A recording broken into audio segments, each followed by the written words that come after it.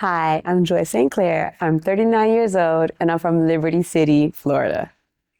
Before I started CoSpace, I was working for a major corporation, and when I became a remote worker, I really enjoyed the freedom of not having to go into a building, but I missed being around people. So I would venture out and find different co-working spaces, but they didn't feel like home, they didn't feel like me, I didn't see my people there, and it just wasn't gonna work.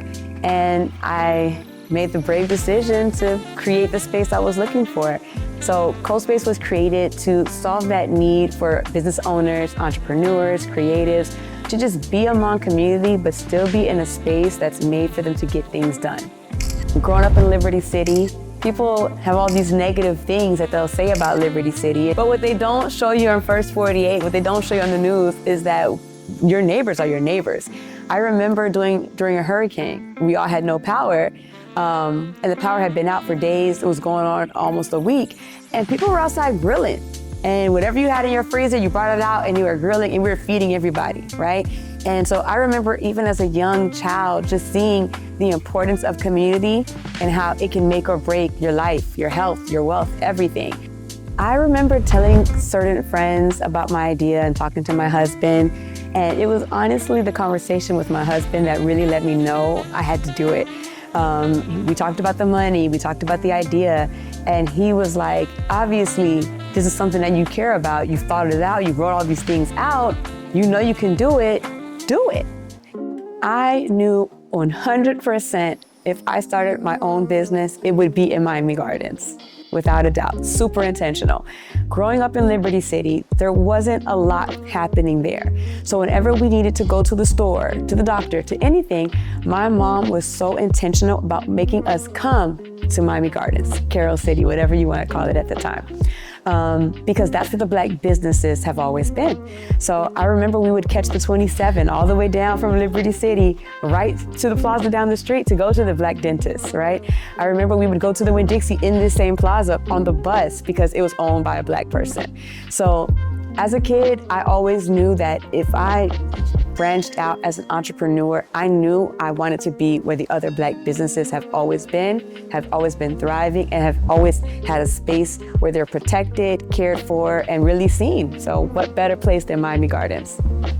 When I first started CoSpace, I did have some moments where I was like, did I make a mistake? Was I too eager to launch into this thing? But I remember one day in particular, I was still putting together furniture. I had my playlist going and I was just in the space. A person had walked in that found me on Google. And he walked in and he was like, is this CoSpace? And I remember like looking at him like, yeah, how did you find me? Who are you? And he was like, yeah, I found you on Google. I Googled co-working spaces and this popped up. And then I saw your Instagram and I saw how much fun it was and I came over.